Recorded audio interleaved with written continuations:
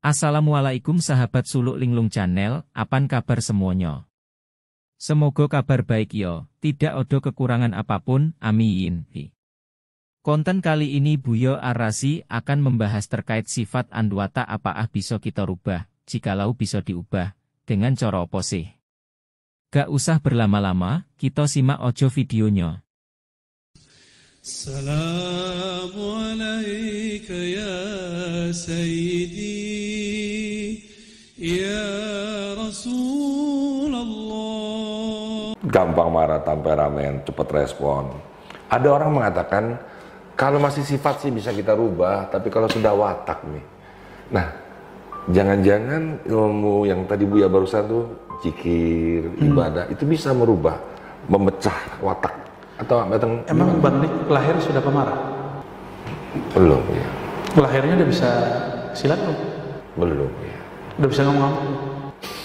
Itu semua dibentuk oleh kondisi. Maka untuk mengeluarkan seseorang dari kondisi itu perlu namanya mujahadah, usaha keras.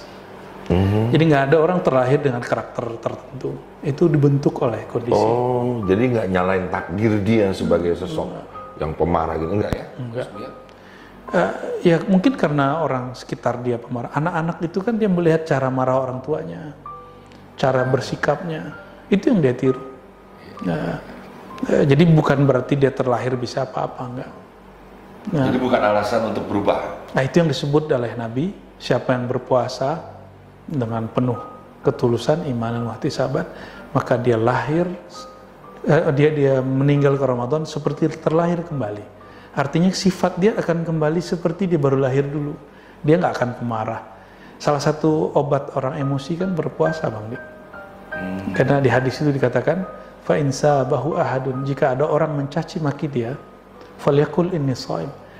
Katakan bahwa aku sedang menahan diriku. Bahasa Arabnya saum, puasa.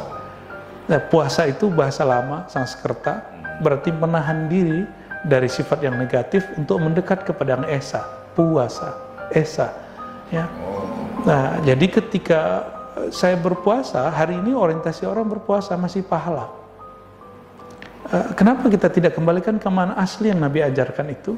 Dan barangkali yang menyebut istilah puasa itu dulu mungkin juga seorang Nabi, ya. Karena puasa berarti taqarrub ilallah, mendekatkan diri kepada Allah dengan meninggalkan karakter-karakter yang buruk. Jadi cara paling gampang mengobati penyakit emosi, penyakit iri dan dengki itu puasa. Bayangkan Bang Dik, orang makan depan kita nggak minat. Padahal boleh loh kita minta. Apalagi jika hal itu haram, saya pasti nggak mau. Halal pun saya nggak minat. Jadi orang-orang yang berpuasa itu telah mengobati jiwanya dua sekaligus, emosinya dan sifat iri dengkinya. Itu sebabnya Allah sangat cinta dengan orang yang berpuasa. Tapi bukan berpuasa dalam pengertian hari ini orang berpuasa untuk kanuragan, supaya naik pangkat. Saya bertemu banyak orang puasa Daud, pejabat-pejabat, supaya pangkatnya tambah naik. Sayang ya. Ya, ada yang bukan nggak boleh ya, tapi sayang. Boleh. Tapi puasa dia hanya sampai di dunia. Yes. Nggak sampai tembus ke alam sana. Dia nggak akan mengundang cintanya Allah. Dia mungkin akan mengundang cintanya makhluk sehingga dia gampang dipromosikan. Ya, tapi dia tidak akan mengundang cintanya Allah. Kapan lagi kita cari perhatian Allah? Cari perhatian makhluk itu sudah cukup melelahkan. Ya, sehingga ada ungkapan ridwan nas ghayatun la tudrab, itu sering saya sampaikan. Sayangnya manusia, ridhonya manusia itu ujung tujuan visi yang mustahil dicapai. Orang ini senang, pasti yang lain nggak senang. Maka Bang Dik, kita nggak perlu kemudian mencari kesenangan, keridhaan orang.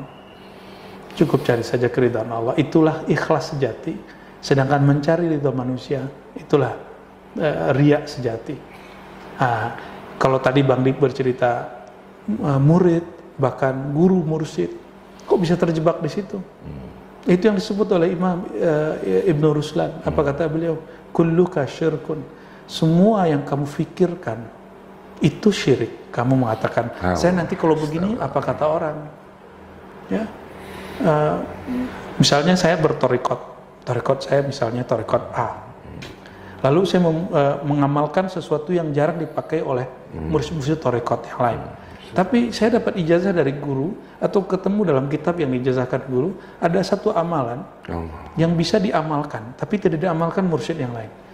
Nanti kalau kita buat, nanti murid-muridnya ngomong, nanti apa kata majelis sebelah, apa kata zawiyah yang lain, apa kata orang, apa kata mursyid. Kalimat seperti ini akan menguji ketulusan seseorang dalam mengamalkan ilmunya. Apa kata orang itu, Bang Dik? Ini yang membuat seseorang akan jauh daripada tajdid. Tajdid itu pembaharuan. Ya, sederhana sih.